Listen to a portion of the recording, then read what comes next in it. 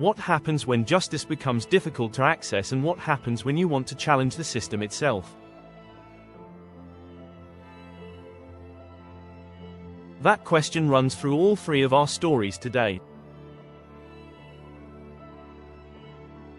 First, Parliament's Justice Committee has issued a serious warning about legal aid, arguing that increasing numbers of people are being left to represent themselves and that the consequences could include miscarriages of justice.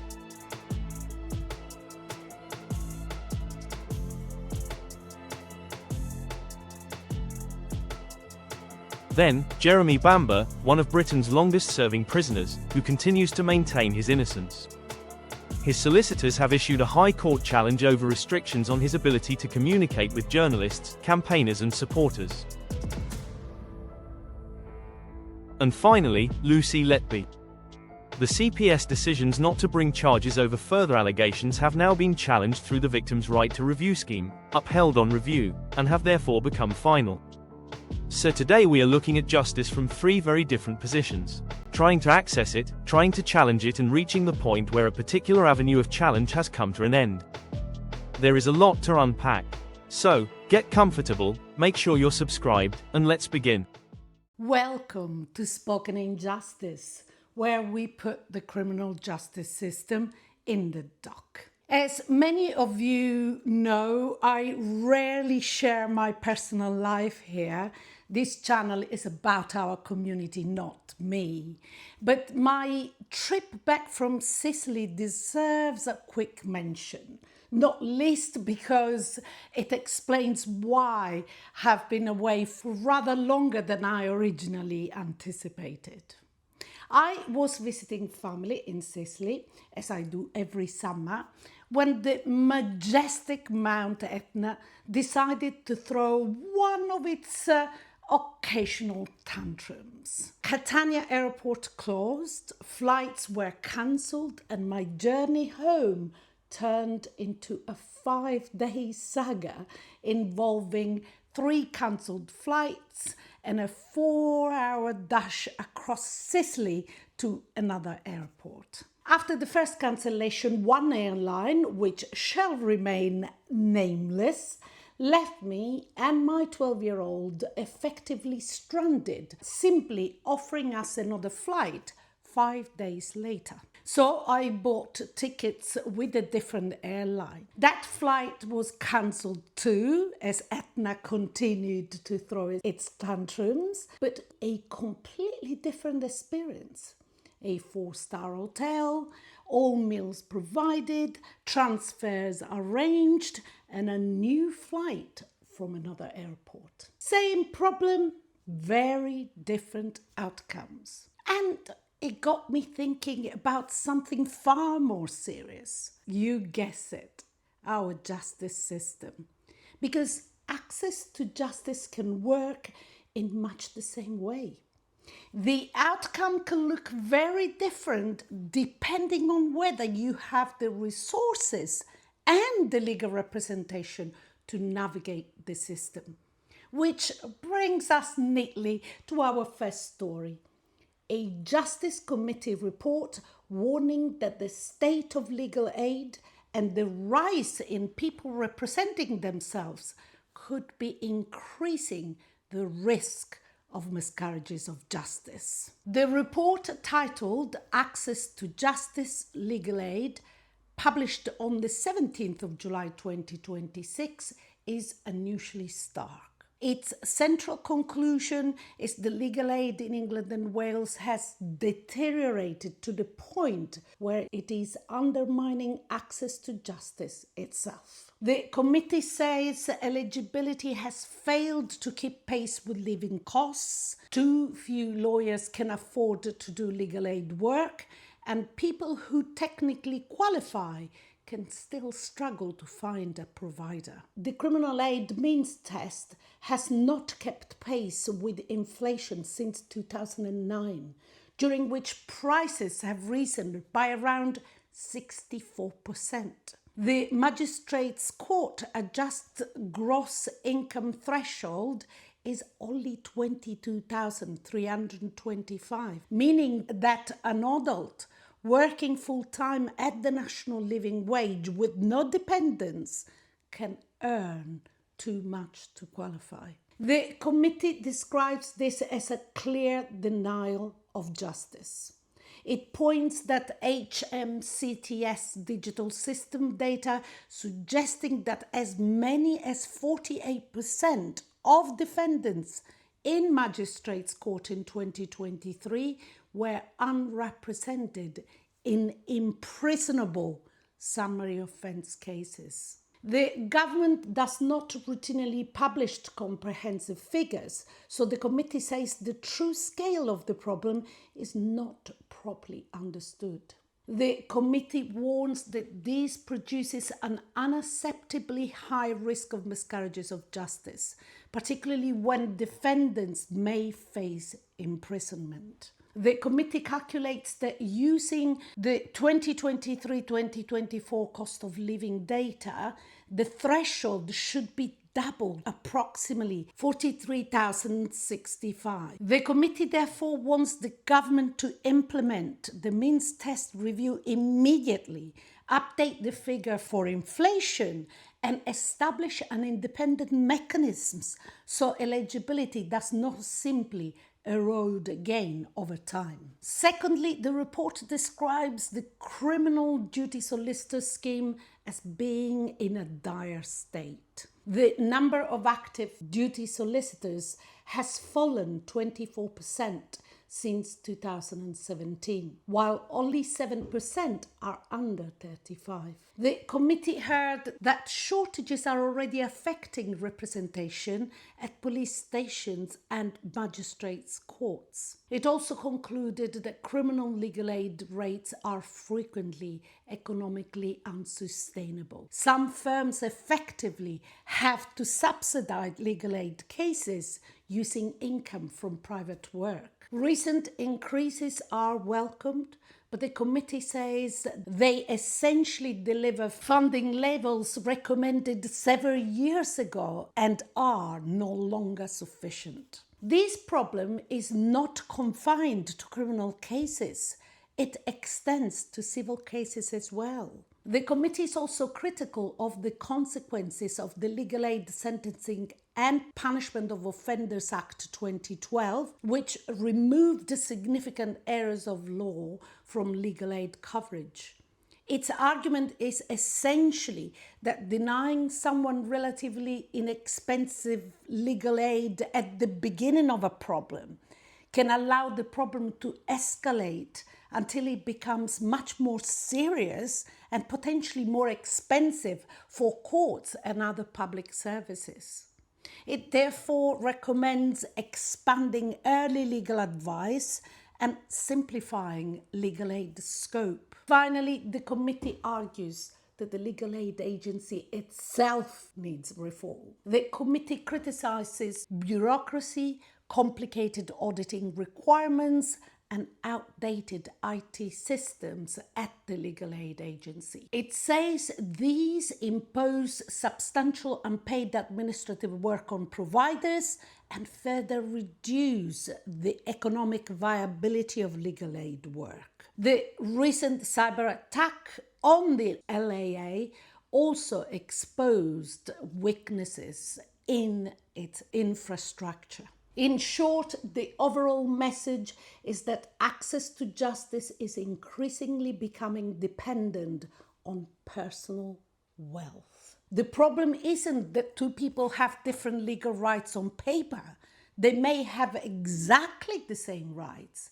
The difference is whether they have the resources and professional assistance necessary to exercise them effectively. The committee reports concludes that a legal aid system that people cannot qualify for or access and that providers cannot sustainably deliver is no system at all. The committee recommends ministers urgently prioritize restoring legal aid as an effective, sustainable and accessible service for those who need it most.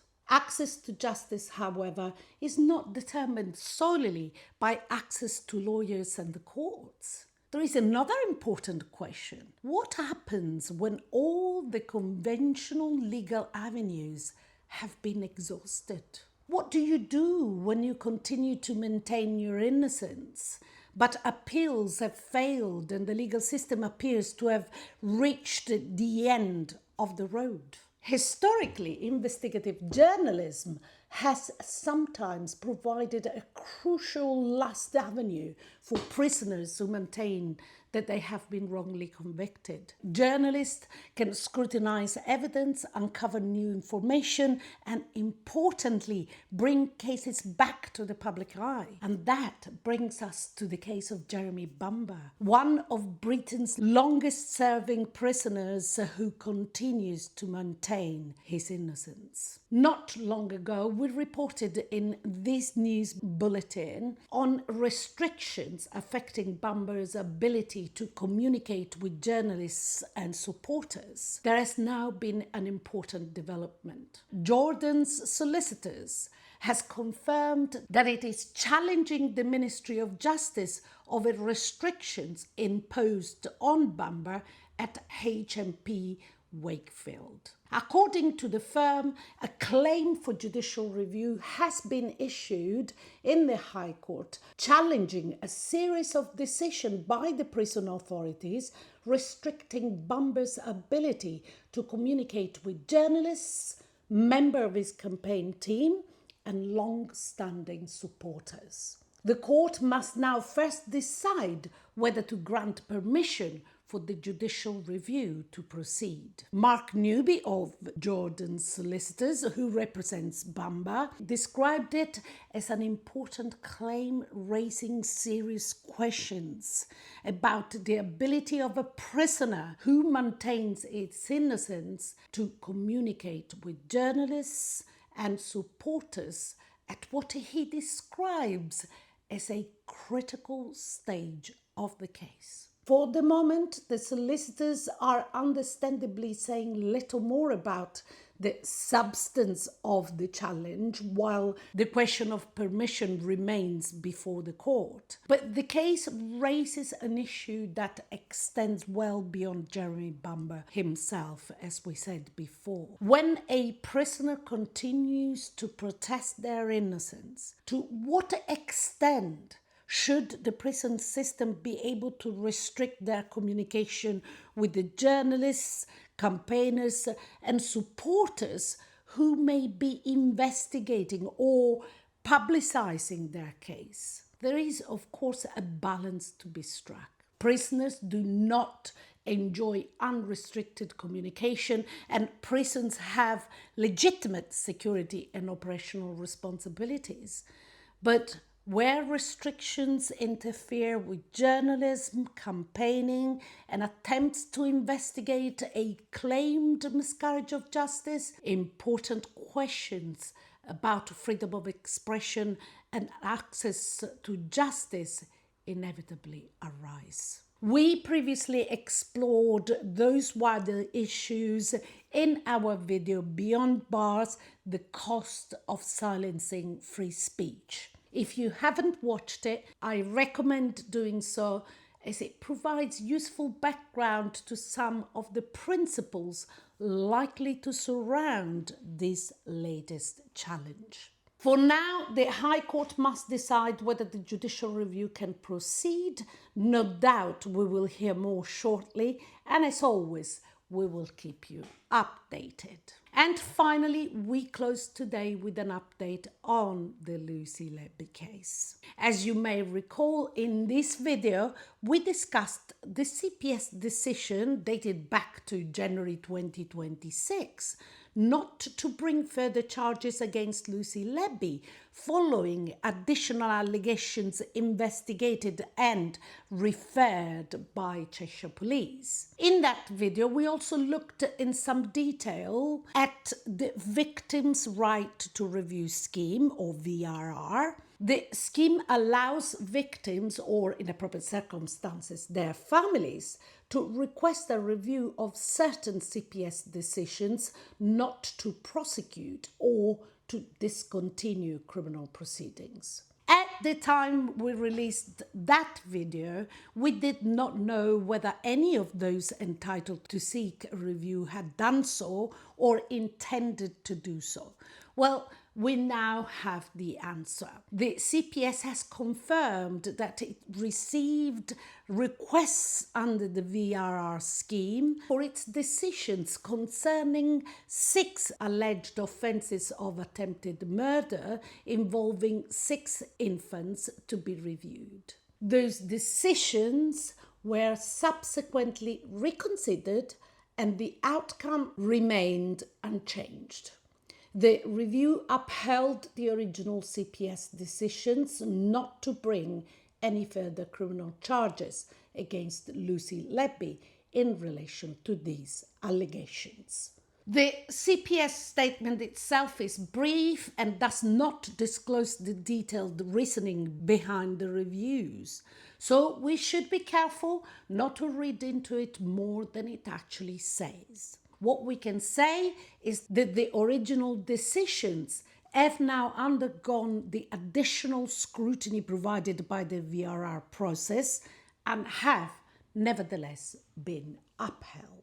In terms of that CPS review process, therefore, the decisions not to prosecute remain in place and are now final. Attention now remains firmly on the Criminal Cases Review Commission, which is considering submissions seeking to have Letby's existing convictions referred back to the Court of Appeal. And for the moment, at least, there is no indication that a CCRC decision is imminent. That is particularly interesting in light of another development which we announced in this video, that the Law Commission's final report on the Criminal Appeals Project has now been delayed until 2027. That means that the CCRC cannot simply wait for a new statutory framework that may emerge from those reforms. Unless and until Parliament changes the law,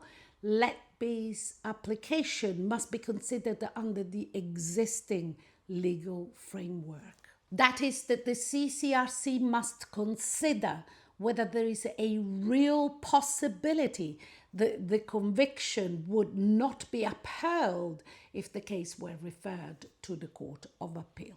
So the question for the Commission is not simply whether Letby and her legal team have raised doubts about aspects of the prosecution case, nor is it for the CCRC itself to conduct a third trial and decide whether she's guilty or innocent. The central question is whether the material now being advanced on Letby's behalf, including the arguments and evidence presented by Mark MacDonald and his team, creates a real possibility that the Court of Appeal will not uphold one or more of her convictions. And that distinction is important. The CPS decision concerns whether additional allegations should result in new prosecutions. The CCRC process concerns something quite different, whether Letby's existing convictions should be returned to the Court of Appeal for reconsideration. For now, then, we have certainty on one front, but continued uncertainty on the other. The further charging decisions have survived the VRR process, while the much bigger question whether the existing convictions will return to the Court of Appeal remains unanswered. That is all from us today. As always, if you found this video useful, like, share and subscribe. And of course, join us again as we continue to sit and rise in this unique trial.